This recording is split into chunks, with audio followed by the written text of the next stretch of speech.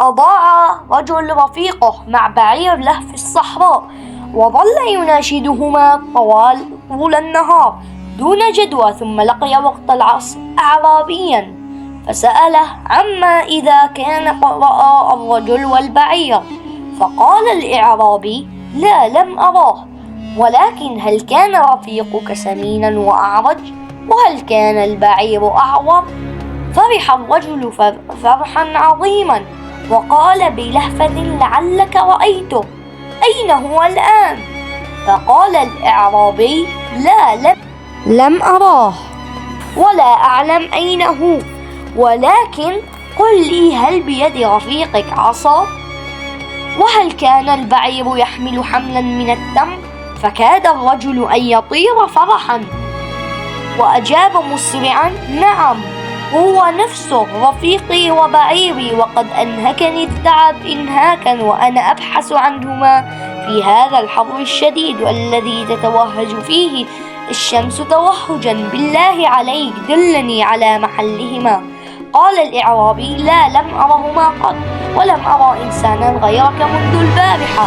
فقاطعه الرجل غاضبا: أتمزح بي أم تستهزئ؟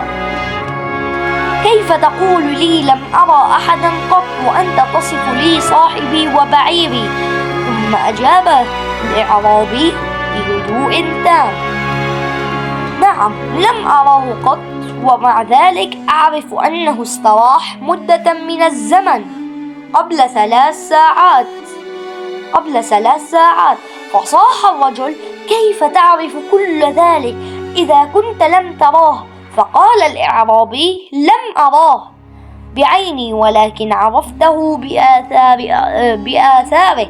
ثم أمسك الأعرابي بيد الرجل وتقدم به نحو الآثار الأقدام الباقية على الرمال، وقال له: انظر إلى هذه الآثار، فهذه آثار قدم الرجل،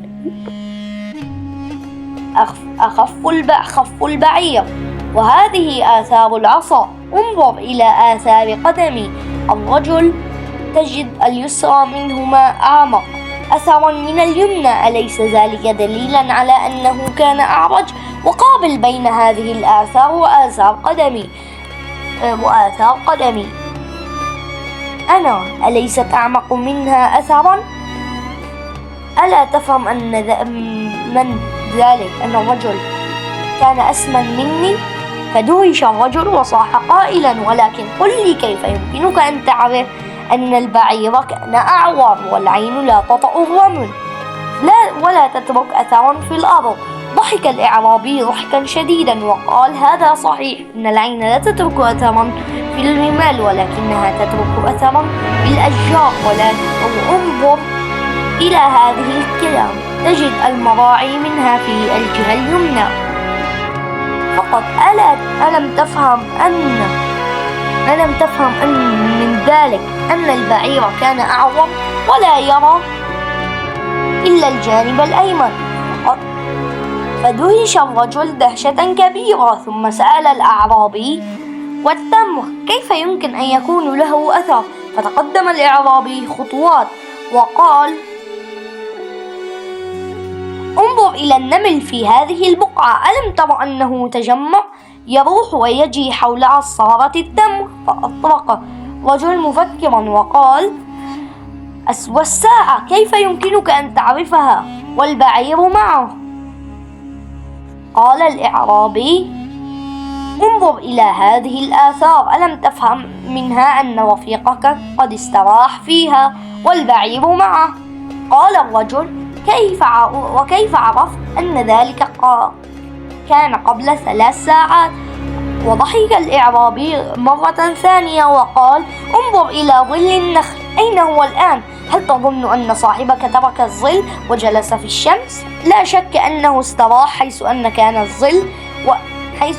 كان الظل، وأنا ابن البادية أعرف أن الظل لا يتحول من محل هذه الآثار إلى المحل الذي هو فيه في نحو 3 ساعات.